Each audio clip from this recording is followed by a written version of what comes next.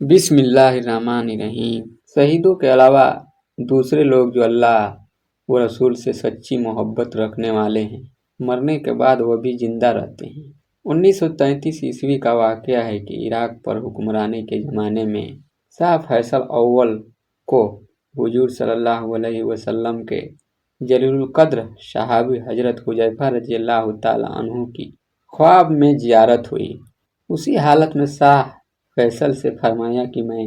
رسول اللہ صلی اللہ علیہ وسلم کا صحابی حذیفہ ہوں، مجھے اور حضرت جابر بن عبداللہ کو اپنی اپنی قبروں میں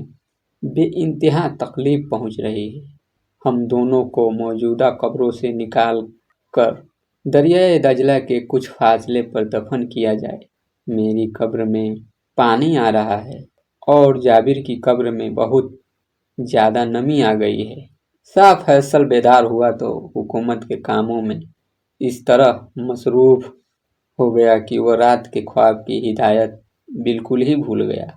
دوسری رات میں حضرت حذیفہ نے پھر اسی طرح ہدایت فرمائی، مگر اس زمانے میں ملکی اور سیاسی معاملات میں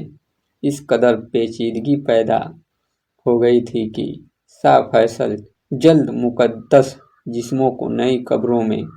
منتقل نہ کر سکے۔ اس کے بعد حضرت حذیفہ رضی اللہ تعالیٰ عنہ نے خواب میں عراق کے مفتی اعظم کو اس طرف توجہ دلائی، بتایا کہ وہ 2 بار شاہ فیصل کو بھی اس کے لیے ہدایت کر چکے ہیں، مگر ابھی تک اس پر عمل نہیں ہوا، اس لیے تم شاہ فیصل کے پاس جا کر کہو کہ ان کی رائے سے ہمارے جسموں کو مناسب مقام پر منتقل کیے جانے کا انتظام کرو۔ دوسرے دن صبح بیدار ہوتے ہی مفتی اعظم نوری اسعید پہلے وزیر اعظم عراق کے پاس پہنچے اور ان کو اپنے ساتھ لے کر شاہ فیصل کے سامنے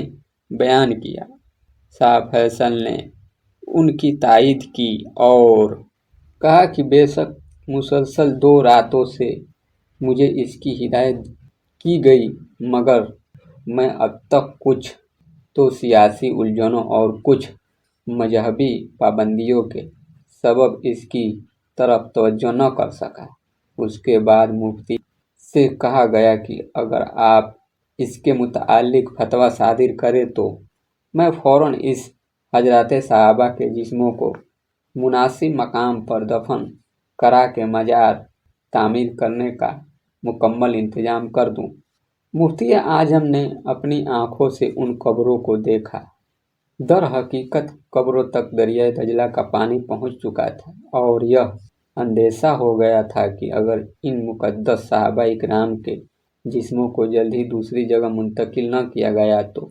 ممکن ہے کچھ دنوں بعد دریائے دجلہ کا سیلاب ان کو بہا لے جائے۔ اس اندیشے کے پیش نظر مفتی اعظم نے صحابہ اکرام کے جسموں کو دوسرے مقام پر دفن کرنے کا فتویٰ دے دیا اور اخبارات کے ذریعے اس کا اعلان بھی ہو گیا کہ خاص عید الاضحیٰ کے دن بعد نماز ظہر مذکورہ صحابیوں کی قبریں کھولی جائیں گی اور ان کے بابرکت جسموں کو ایک دوسری جگہ پر دفن کر دیا جائے گا۔ اخبارات میں اعلان چھپتے ہی یہ خبر پوری دنیا عرب میں پھیل گئی۔ حج کا زمانہ تھا، دنیا کے چاروں طرف سے توحید و رسالت کے پروانے فریضہ حج کی ادائیگی اور زیارت روضہ انور کی غرض سے مکہ معظمہ اور مدینہ طیبہ میں حاضر تھے، لیکن چونکہ خاص عید الاضحیٰ کے دن صحابہ کے جسموں کو منتقل کیا جانے والا تھا، اسی لیے جو لوگ حج کرنے گئے تھے وہ اس موقع پر صرف اندوز نہیں ہو سکتے تھے، تو شاہ عراق سے درخواست کی گئی کہ ان دونوں صحابیوں کی قبروں سے ان کے جسموں کو اس وقت نکالے جائیں جب حج کا زمانہ گزر جائے، تاکہ تمام ملکوں کے مسلمان اس سعادت میں حصہ لے سکیں۔ شاہ نے تاریخ کی تبدیلی کی منظوری کر لی اور یہ اعلان کر دیا گیا کہ مقدس جسموں کو منتقل کرنے کا کام 20 ذی الحجہ کو انجام دیا جائے گا، اور ساتھ ہی ایسا انتظام کر دیا گیا کہ دریائے دجلہ کا پانی ان قبروں کو کوئی مزید نقصان نہ پہنچا سکے۔ حسب اعلان 20 ذی الحجہ کی صبح ہی کو लाखों मुसलमानों का अजीमुस्शान इज्तिमा इस सहाबा इकराम रजी अल्लाह तआला अन्हु की कब्रों के गिर्द हो गई। उन तमाम मुसलमानों की मौजूदगी में जब दोनों सहाबियों की कब्रें खोली गई तो वाकई हजरत